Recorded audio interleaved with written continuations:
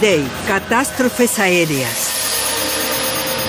Esta es una historia verídica. Las reconstrucciones están basadas en grabaciones originales de voces de la cabina.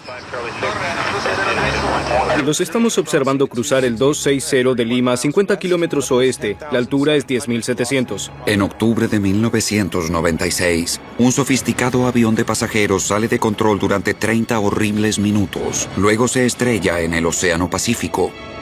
Demasiado cerca de la Tierra. ¡Levántalo! ¡No puedo levantarlo! ¡Levántalo! ¡No puedo levantarlo! ¡Vamos a capotar! ¡Nos caemos al agua!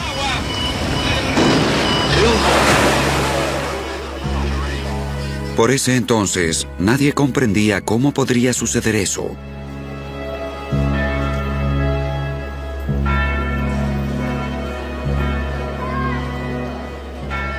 La clave del misterio puede estar en el grabador de la caja negra del avión. La historia que descubren los investigadores revela cómo un simple error humano puede desencadenar una serie de eventos que acabaron en tragedia. ¿Qué hacemos con el tren de aterrizaje? No sabemos. ¡Cuidado! ¡Estamos impactando en el agua! 2 centavos derribaron un avión de $75 millones y mataron a 70 personas. El problema que enfrentaron esa noche fue probablemente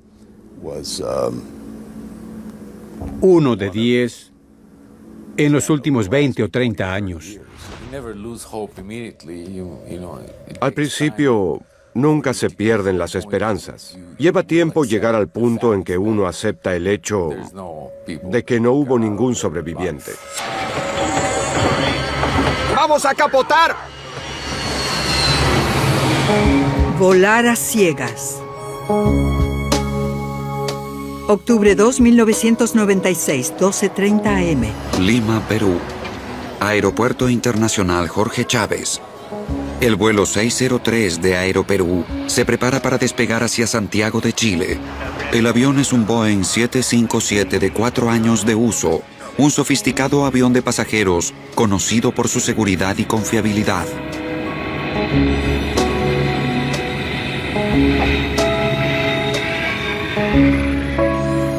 El vuelo 603 de Aeroperú es conducido por 2 de sus mejores pilotos, el capitán Eric Shriver, de 58 años, y el primer oficial David Fernández, de 42.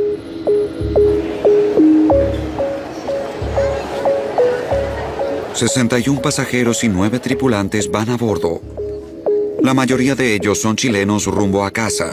Otros son peruanos, británicos, italianos, españoles, un neozelandés y otros latinoamericanos. Entre ellos está el cuñado y gran amigo del empresario mexicano Monus Albert. Nosotros tenemos negocios en Sudamérica. Exportamos y periódicamente visitamos a nuestros clientes. En este viaje, Ken y Abraham fueron a ver a algunos clientes en Chile y Perú. Tenía muy buena relación con ambos. Con mi cuñado, por supuesto, éramos como hermanos. Lo quería mucho. Se casó con mi única hermana. Teníamos una gran relación.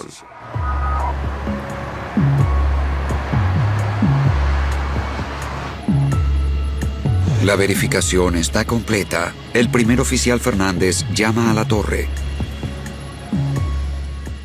Lima Torre, Aeroperú 603, pista 15, lista para despegar. Aeroperú 603, vientos en calma. Listo para despegue por pista 15.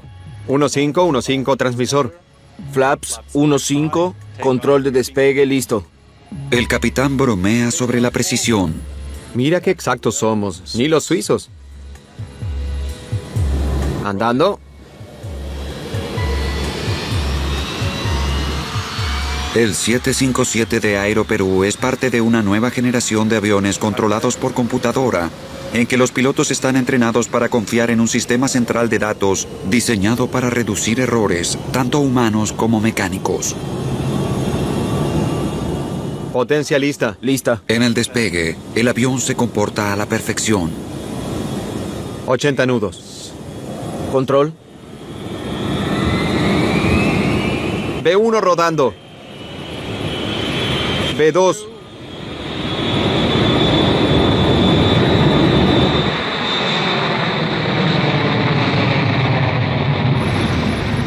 Tren arriba. Al despegar, los pilotos tienen lecturas de instrumentos inusuales. ¿Qué es eso?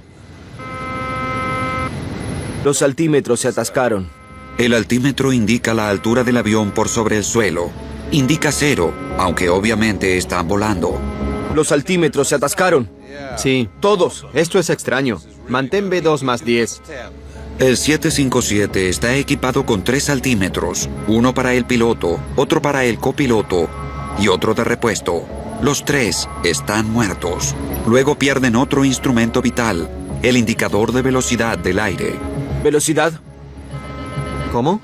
¿Velocidad? ¿Qué sucede que no ascendemos? Estamos ascendiendo, pero la velocidad... Espera, mantén la velocidad. Aeroperú 603 deja atrás las luces de Lima hacia el Océano Pacífico. Sin instrumentos de velocidad ni altímetros, los pilotos están volando a ciegas. La torre de control de Lima mantiene contacto con la aeronave notando su altitud y curso. No oye cuando los pilotos reciben una nueva advertencia menor de ajustar el timón que dirige al avión a derecha y a izquierda. 603, estamos descendiendo. Posición de timón. Qué extraño. Vira a la derecha. Al MacLeod es un piloto veterano de Air Canada. Recibieron una advertencia de posición de timón, que es una luz ámbar intermitente que se enciende aquí con una señal sonora y un mensaje en el sistema de alerta que dice posición de timón. Es el sistema que reduce el uso que puede hacer el avión de su timón al acelerar más y más. Debido a que recibía información errónea, indicaba una falla y envió una advertencia a la tripulación. Las advertencias erráticas son todas generadas por la computadora central del avión, pero los pilotos no pueden comprender por qué. Luego, los altímetros muertos cobran vida. Sube, sube, sube, sube. Estoy subiendo. Sube, estás cayendo, David. Estoy subiendo, pero la velocidad... Sí, pero está atascado. La posición de timón... Sube, sube, sube, sube. Pon la marca en 100. Y ahora estás... bien, en esta lectura. Pon impulso de subida. Autopiloto central al mando. Súbitamente, las lecturas de altitud vuelven a la normalidad, pero a cada momento se internan más y más en la oscura noche.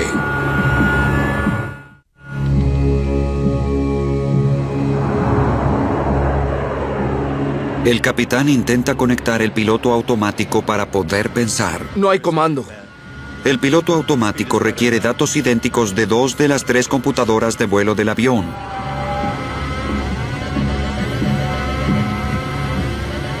Pero como las lecturas de los instrumentos del capitán son tan diferentes de las del primer oficial, el autopiloto se desconecta. Luego, otra alerta. Control de nivel. Control de nivel. Control de nivel indica que la nave no está volando en posición horizontal. Sin embargo, el 757 parece volar normalmente. Todo está enloquecido. Fuera de control. Control de nivel es un sistema que nivela el avión. Cambia el ángulo del estabilizador horizontal a la cola del avión. Y eso debe ser cambiado a medida que se acelera a mayores velocidades. Estaba dando falsas indicaciones. Así que les advertía que tenían exceso de velocidad, lo cual de hecho no era cierto. Esa advertencia consistiría en una precaución y una advertencia central, que es una luz roja asociada a una señal auditiva. A pesar de las advertencias confusas y de no tener autopiloto, la aeronave es controlable. De ser necesario, Shriver podría mantener el avión en vuelo durante horas. Él decide aterrizar. Indica a su primer oficial Fernández que declare emergencia. Estamos en emergencia. Aeroperú 603 Lima. Nos estamos declarando en emergencia. Nos estamos declarando en emergencia. No tenemos instrumentos básicos, ni altímetro ni velocímetro. Recibido. ¿Altitud? No tenemos, estamos a más de 300 metros, aproximadamente 500. 603. Confirmen lo posible si puede cambiar su frecuencia a 119.7.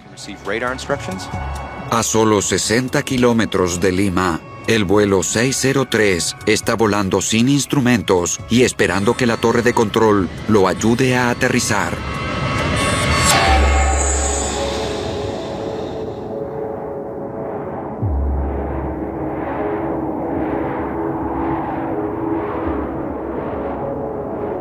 Lima 603. Aeroperú 603 Lima. Solicitamos vectores para SAI. Buscan la pista con la ayuda de un transmisor de guía llamado Sistema de Aterrizaje por Instrumentos o SAI. El SAI provee información sobre el curso mientras la información de la altitud llega desde el transmisor del avión. Afirmativo. Mantengan altitud actual. ¿Qué altitud tenemos? Nosotros leemos 1200 metros. Correcto. Mantengan 1200. Shriver y Fernández nunca vivieron ni fueron entrenados para esta emergencia. Autoacelerador desconectado. Realmente no tenemos ningún control. No tenemos controles, ni siquiera los básicos. Veamos. Verifiquemos todo. El avión estaba controlable, pero primero hay que diagnosticar cuál es la falla. Y es muy fácil desde una oficina, sentado a plena luz del día, decir, esto es lo que debieron hacer. Pero en la fría y oscura noche, con sirenas y alarmas sonando, es muy difícil analizar la información conflictiva que se recibe. El problema al que se enfrentaban esa noche fue tal vez uno entre 10 similares en los últimos 20 o 30 años.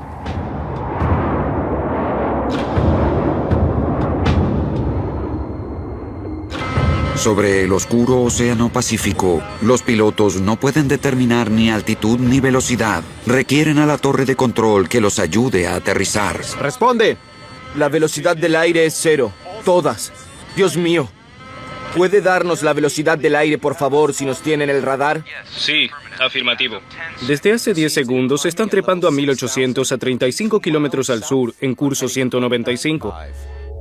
Las computadoras de torre de control calculan la correcta velocidad de vuelo, midiendo el movimiento del avión sobre la Tierra. Bien, estamos en curso 190 y tenemos 2100 metros en el altímetro. Sí, están llegando a los 2100. Pero ni los pilotos ni el controlador de vuelo saben que la altitud indicada en el visor es incorrecta. Llega desde la errática computadora del avión. El controlador de vuelo intentaba ayudar al piloto, pero recibía información de altitud equivocada, porque recibía lecturas falsas del altímetro del capitán. La razón por la cual el sistema de torre de control transmitía una falsa información de altitud al avión era porque el altímetro de la aeronave, a través de la computadora de vuelo, estaba enviando datos originados en el avión al radar en tierra, y desde ya estaba equivocada. Y la lectura que se producía en el radar de torre de control era retransmitida a la aeronave, por supuesto en forma inexacta, porque recibía información errónea desde el avión. Los investigadores luego descubrirían que el vuelo 603 se desplazaba hacia abajo, mientras el altímetro los mostraba a una altura constante de 3000 metros. Y los pasajeros aún desconocían por completo el drama que se desenvolvía en la cabina. Evitar ingresos grandes o abruptos de radar si el sistema hidráulico normal izquierdo está disponible. 5 minutos después del despegue, el capitán Shriver indica a Fernández que relea el manual de vuelo por una explicación de las advertencias. Si hay viento cruzado, no intentar autoaterrizaje. En Lima, el controlador de vuelo continúa guiando a Aeroperú 603 a tierra. Aeroperú 603, los observamos en altitud 2700. ¿Cuál es su lectura? Tenemos curso 205. Afirmativo. Están virando a la izquierda, ¿es correcto? No, estamos manteniendo el curso. Con información de altitud incorrecta transmitida del avión a la torre, no saben que el avión está descendiendo. Su distancia es 48 kilómetros. ¿Quieren un curso para proceder al localizador? Correcto. Sugeriremos curso norte 360. 360. Tenemos problemas en la lectura de los instrumentos. Tendrán que ayudarnos con altitud y velocidad si es posible. De acuerdo, recibido. ¡Vamos! Aproximación lista.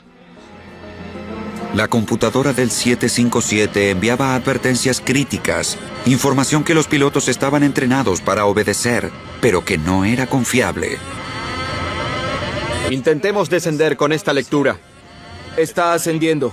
La velocidad del aire se desploma a menos de la velocidad de sustentación y luego vuelve a ascender. Descendamos a 3.000 metros. ¿Por qué desaparece tan deprisa la velocidad? ¿Será la velocidad real? Es lo que me preocupa. No lo creo. ¿Puede verificar velocidad? 320 es lo que indica. Nosotros leemos 350. Las turbinas figuran como regulando, pero aceleramos cada vez más. Muy bien, procedan. Los nervios están en tensión. Pueden imaginarse a los pilotos. Ellos estaban allí volando sin tener indicación correcta de la velocidad. Obviamente intentaban pilotear el avión, cambiando la altitud hacia arriba y abajo, que daba un cambio en la velocidad, aunque incorrecta. Ambos pilotos estaban realmente confusos. No sabían qué hacer, no sabían cómo actuar. Hicieron lo humanamente posible por salvar el avión. Estaban realmente cansados por el trabajo, la confusión y las alarmas. Fernández sugiere extender los frenos de viento para desacelerar la nave. Activa los frenos de viento. Por un momento parecen funcionar. Luego hay otra alarma. Los 3 indicadores de velocidad están bien. Bien de velocidad. Sobre velocidad. Sobre velocidad significa que el avión va demasiado aprisa.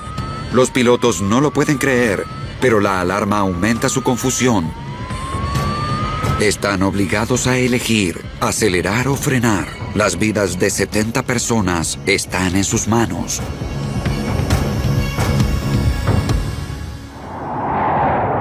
«15 minutos pasaron desde el despegue. Entonces, el cerebro computarizado del vuelo 603 de Aeroperú envía más alarmas contradictorias. Posición de timón. No puede ser, nada está desconectado. Los instrumentos están bien.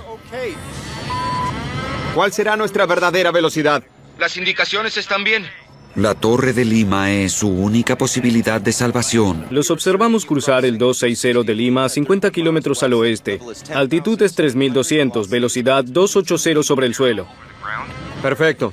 Los 3200 del controlador están totalmente equivocados. Las computadoras del 757 están generando información falsa y la transmiten a la torre.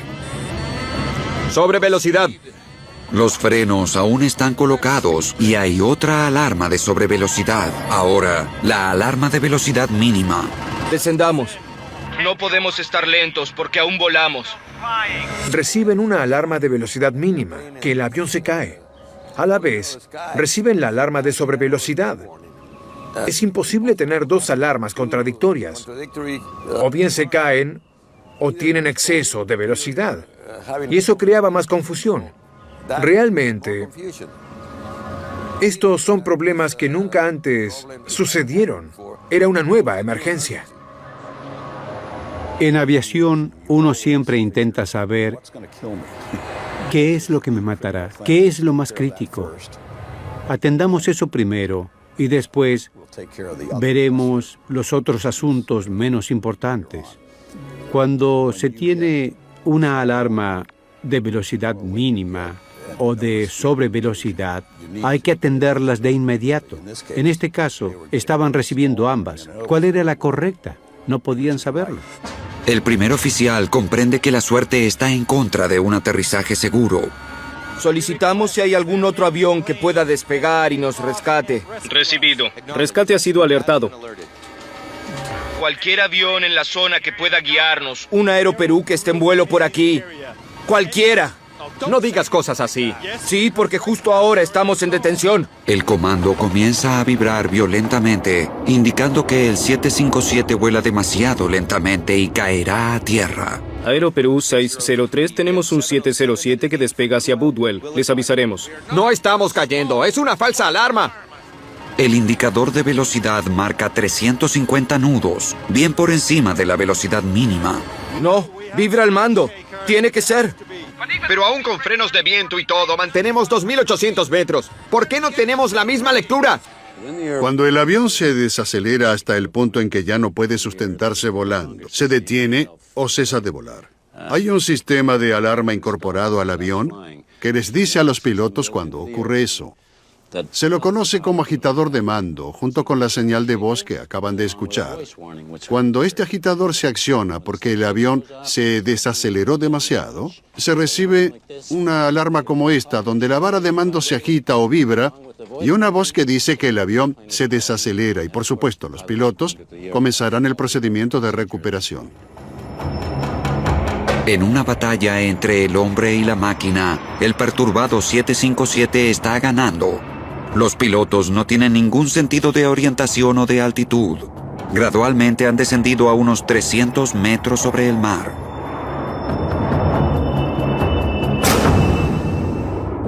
La torre de control de Lima, mal guiada por la información incorrecta del vuelo 603, les asegura que están a 3.300 metros. Aeroperú 603 están ahora en curso 120. Los vemos en altitud 3.300, velocidad 220 y distancia de Lima 53 kilómetros al noroeste. El 707 estará listo para volar hacia el oeste para ayudarlos en 15 minutos. Los pilotos fallaron en su intento por aterrizar. Lo mejor ahora será que otro avión despegue a tiempo para guiarlos de regreso al aeropuerto. Tener otro avión a la par en formación hubiese sido una de las formas de recuperarse de la situación anormal. Sin embargo, debemos recordar que el vuelo era nocturno, en la oscuridad, y los pilotos podían haber tenido entrenamiento en formación aérea o no, pero eso hubiese sido una muy buena manera de resolver la situación. Demasiado cerca de la Tierra. ¿Qué sucede?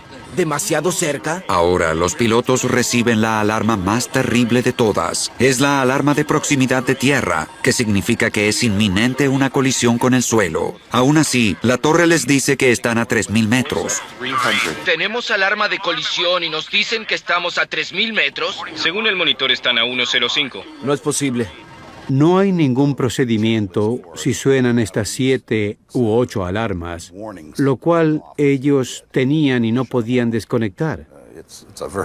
Es una experiencia terrible.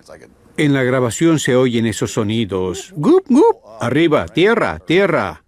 Y la vara temblando. Es una situación muy desconcertante. Las computadoras están enloquecidas. Shriver vira el avión hacia el mar, alejándolo de una posible colisión con una montaña o un edificio. Demasiado cerca de la Tierra. A pesar de las alarmas erróneas, la advertencia de tierra es correcta. Hay un sistema a bordo del avión llamado el sistema de proximidad de tierra, y censa un grado de descenso. La ironía de la situación es que recibían alarmas que decían demasiado cerca de tierra, demasiado cerca. Eso probablemente era una alarma cierta, pero debido a que estuvieron sujetos a tantas alarmas, falsas, sirenas, timbres y silbidos, que en realidad, según pienso, no la tomaron muy en serio.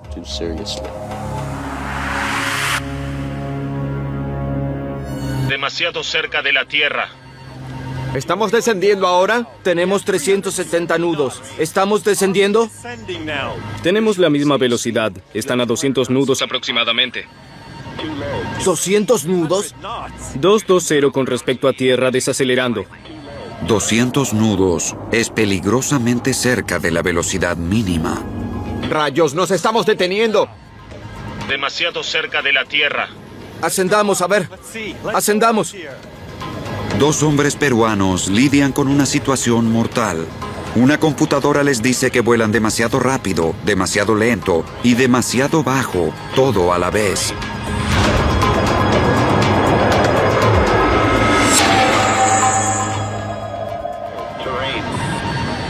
Shriver decide arriesgar un segundo intento de aterrizaje, solicitando una señal conocida como SAI para guiarlos hacia la pista. Intentaré interceptar el SAI. Intentaré descender.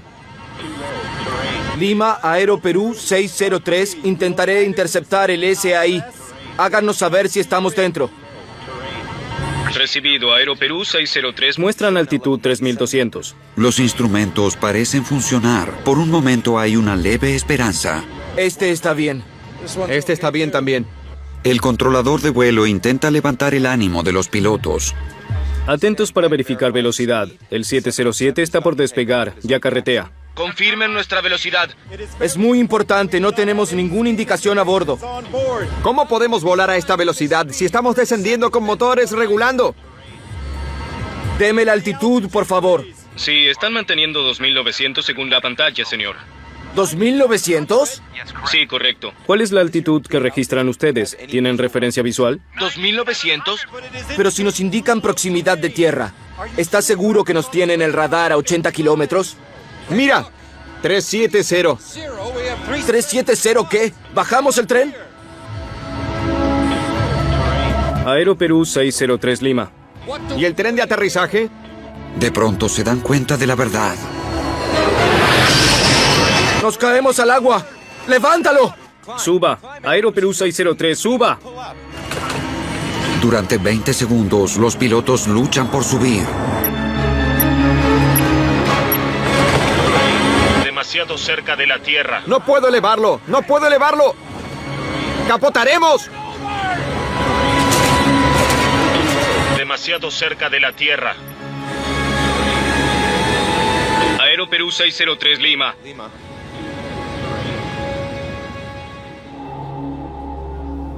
Aero Perú 603 Lima.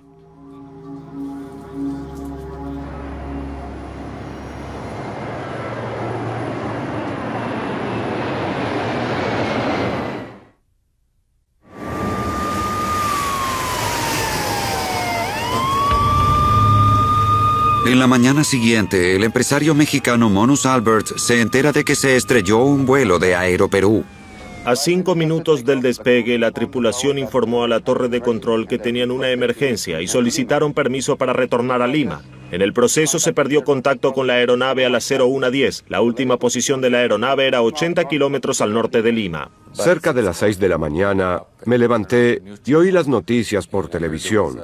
Supe que hubo un accidente de Aero Perú, pero las noticias mencionaron un vuelo de Nueva York a Lima. Las autoridades ordenaron operaciones de rescate. El avión llevaba 61 pasajeros y 9 tripulantes. Su cuñado y su socio estaban a bordo del vuelo 603 de Aero Perú. Fui a ducharme y cuando salí, habían corregido las noticias y dijeron que era de Lima a Santiago. Y yo sabía que en ese avión viajaban Kenny y Abraham.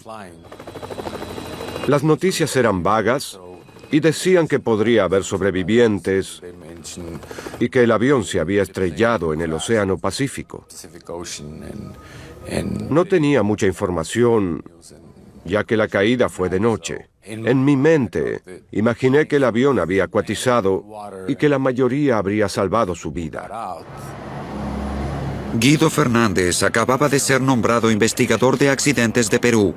Aero Perú era su primer caso. El copiloto David Fernández era su sobrino. Estaba en mi cama. Eran las 4:30 de la mañana.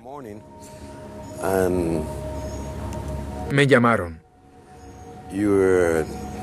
Su sobrino se perdió con su avión. Me preguntaron cómo se siente porque su sobrino era el copiloto. Y yo dije, me siento muy mal, pero soy un profesional y tengo un trabajo que hacer.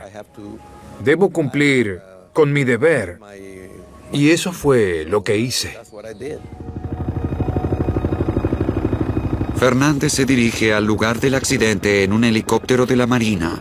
No hay sobrevivientes. 9 cuerpos flotan entre los restos y los demás se hundieron con el 757. Sí, afirmativo, que está a 42 días volando por rumbo hacia el oeste, rumbo 250. Fernández quita de su mente la visión horrible y todo pensamiento de su sobrino. Su trabajo es recuperar los datos de vuelo del avión y grabadoras de voz para determinar qué sucedió. Pero necesitará ayuda. Fernández se contacta con la Comisión Nacional de Seguridad del Transporte en Washington, D.C., una de las agencias más importantes del mundo en investigación de accidentes. Habían encontrado al avión. Estaba muy bien documentado por radar. La Marina peruana fijó el lugar de los restos flotantes en el océano. Lo único que quedaba por hacer era ubicar al avión en el fondo del océano, para lo cual no tenían los medios. Rodríguez vuela a Lima y se reúne con Guido Fernández en su esfuerzo por hallar respuestas. Descubrí que su sobrino era el primer oficial. Yo sugerí que tal vez debían considerar desplazar al capitán Fernández de la investigación debido a que estaba involucrado emocionalmente. La preocupación de los investigadores norteamericanos pronto se desvanece. Fue muy objetivo. Yo diría que fue un excelente investigador, considerando que no era un sobrino lejano, es decir, era un pariente cercano. Él hizo un trabajo excepcional. La caja negra del Boeing 757 puede emitir una señal de localización durante 30 días. La Marina de los Estados Unidos proveyó vehículos submarinos de control remoto para registrar el fondo en busca de las cajas negras. Queda claro para el veterano investigador Richard Rodríguez que el avión se hundió en una sola pieza. He investigado destrucciones en vuelo que estaban diseminadas por 25 kilómetros y tal vez 2 kilómetros de ancho, lo que le dice a uno al instante, por lo que se ve del siniestro, que la nave no impactó en una pieza. Se veía claramente que se había desintegrado al descender, pero en este caso era un campo de restos bastante apretado y obviamente impactó a alta velocidad y tenía un patrón de impacto muy ceñido. Las grabadoras de datos son recuperadas del 757. Traídas a la superficie, son colocadas en enfriadores con agua dulce para evitar su oxidación. Son enviadas a Washington para ser analizadas en la NTSB.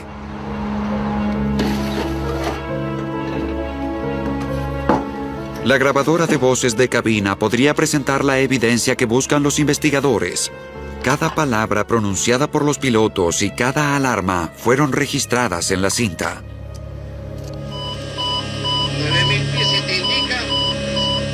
Las voces grabadas son leves y a veces difíciles de comprender, pero el caos en la cabina resuena con espeluznante claridad. Proximidad de tierra. Sí, están manteniendo 2900. Segunda pantalla, señor. ¡Estamos cayendo! ¡Estamos cayendo! ¡Nos caemos al agua! ¡Levántalo! La cinta fue digitalizada en una computadora, filtrada y resaltada.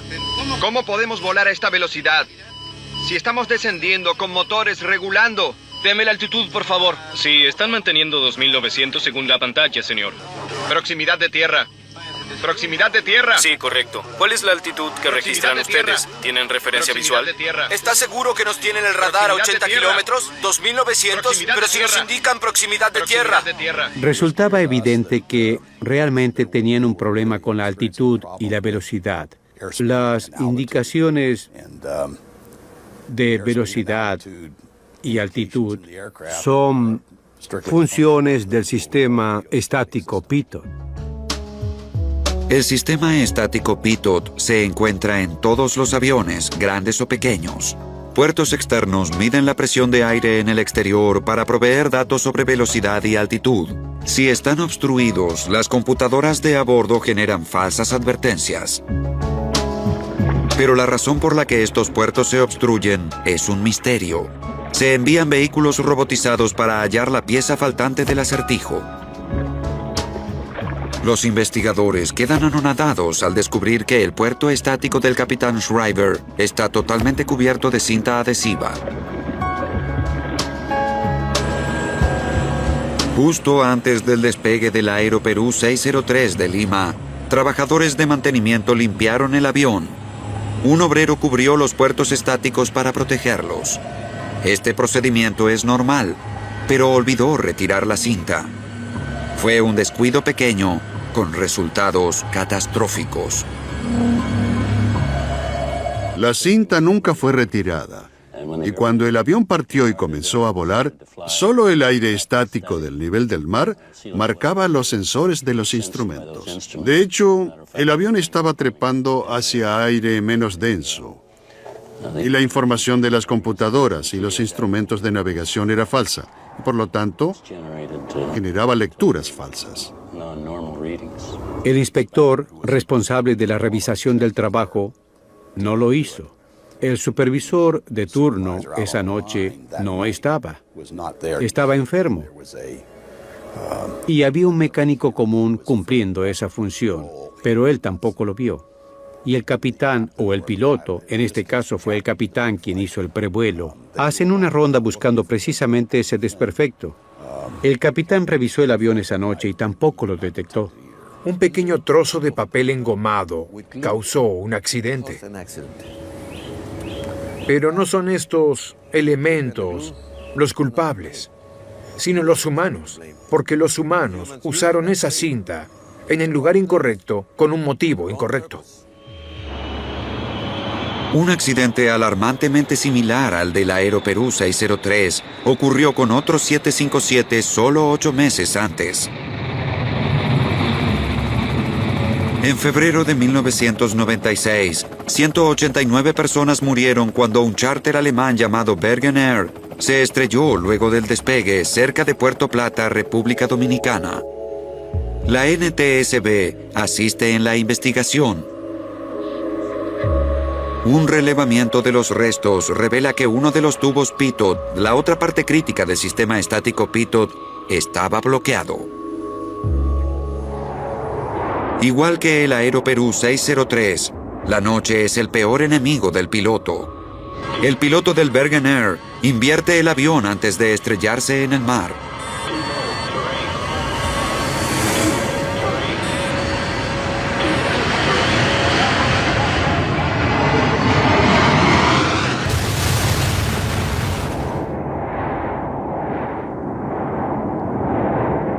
De inmediato se emitieron boletines a todas las aerolíneas sobre los problemas de los sistemas pitot, pero Aeroperú aún no había realizado los cambios.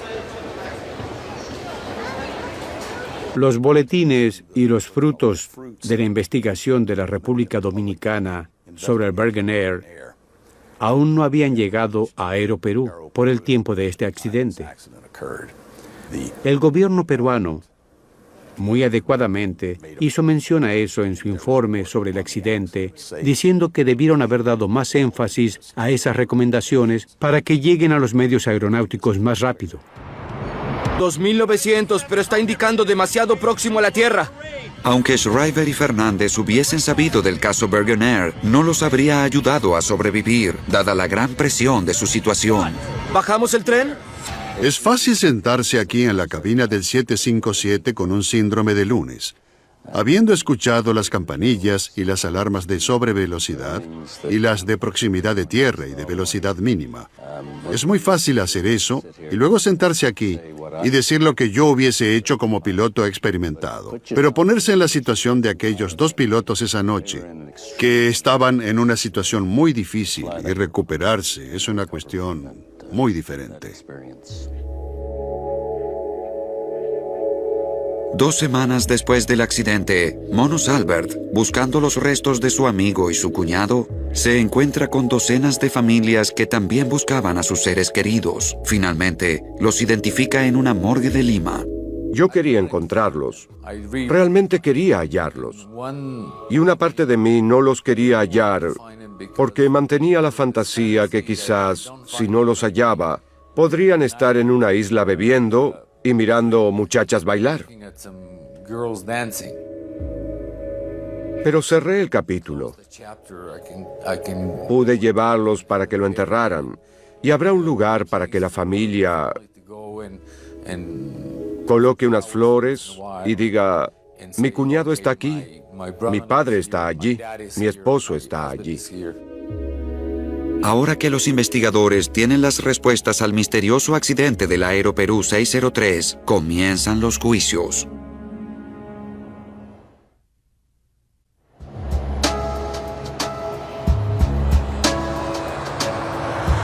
En noviembre de 1996, un abogado de Miami toma el caso en nombre de 41 pasajeros y tripulantes, acusando a Boeing del accidente.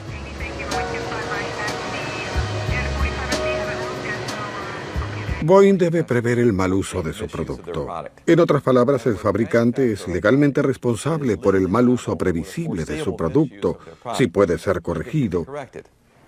En otras palabras, Boeing construye el avión con un peligro potencial incorporado. Ese peligro es que, para limpiar el avión, se debe cubrir el puerto estático, y si no se lo quita, el avión puede estrellarse.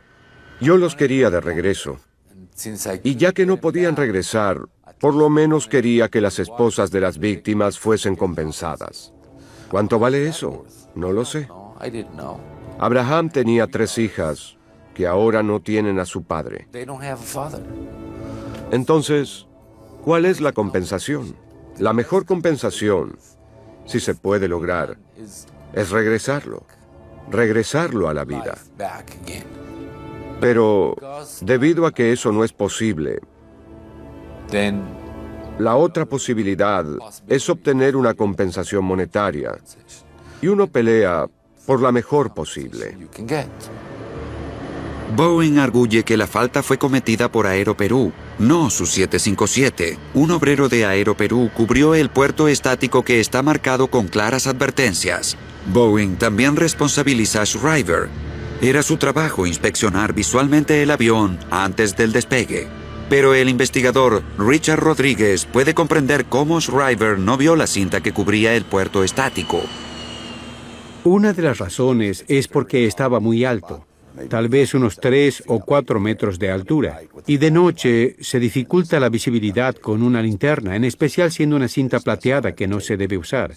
Se especifica la cinta, y era una cinta plateada difícil de distinguir contra el fondo del fuselaje del avión. Entonces, básicamente, 3 o 4 personas no detectaron la cinta pegada sobre el avión antes de la partida. Mientras continúa la búsqueda de culpables, el obrero que cubrió los puertos con cinta está en la cárcel por homicidio. Los abogados a veces confunden las cosas. Envían a alguien a hacer preguntas a la gente, y el que pegó la cinta fue el que pagó la cuenta. Era el más inculto y el que menos sabía lo que podría suceder. El juez resolvió que era él el responsable y fue a la cárcel. Shriver y Fernández también fueron evaluados. El veterano piloto Al McLeod cree que en esa situación él no hubiese intentado aterrizar. Hubiese intentado volar todo el tiempo posible con el avión levemente inclinado hacia arriba y la velocidad apenas por encima de crucero. La experiencia indica que cuando se está en medio de una situación anormal, y ellos por cierto que la tenían, se debe volar el avión. Concentrarse en volar el avión y colocarlo bajo control, primero y principal. ¿Estamos descendiendo ahora? Tenemos 370 nudos. Si no se hace eso, el avión lo morderá y se acabará en una situación peor. Así que yo volaría el avión, asegurarme de poder pilotearlo en forma segura, aunque sea solo usando el indicador de dirección y condiciones normales de potencia con los que esté familiarizado, y llegar de regreso a tierra a salvo.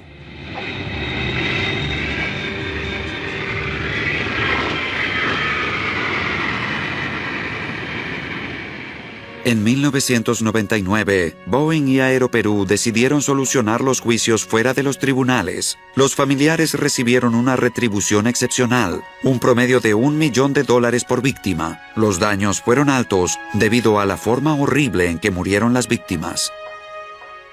Pudimos demostrar que muchas personas estaban vivas. En un accidente como este, mucha gente sobreviviría al impacto y luego moriría ahogada. No había ninguna duda en nuestras mentes que las víctimas sufrieron un gran terror y dolor cuando les sucedió esto. Estaban despiertos, horrorizados. Sabían que sucedía. El desastre ayudó a hundir a Aeroperú. Combinado con una creciente competencia y deudas en aumento, la aerolínea nacional entró en bancarrota en 1999. Boeing aumentó el entrenamiento sobre problemas de estática pitot y emitió nuevas reglas y cubiertas aprobadas para los puertos estáticos. Desde 1996 no hubo más fallas en el sistema estático pitot como el del vuelo 603. Los diseñadores de estos productos, los fabricantes de estos productos, saben que deben tomar en cuenta la seguridad. Por supuesto que lo hacen porque saben que es lo correcto, pero también saben que si no lo hacen, habrá alguien observando y lo investigarán, averiguarán por qué sucedió y que serán responsables por lo que hacen mal. Si no toman en cuenta la seguridad, deberán pagar por ello. El caso está cerrado y la industria aeronáutica continúa avanzando. Tal es el mundo de la aviación comercial, pero sirve de muy poco consuelo para aquellos cuyas vidas son marcadas para siempre por un pequeño trozo de cinta. De pronto decir que una persona no existe más es muy duro de digerir. Es muy duro de comprender. Y me llevó mucho tiempo aceptarlo. El recuerdo aún está allí y estará por mucho tiempo. No lo dejaré ir, no quiero hacerlo.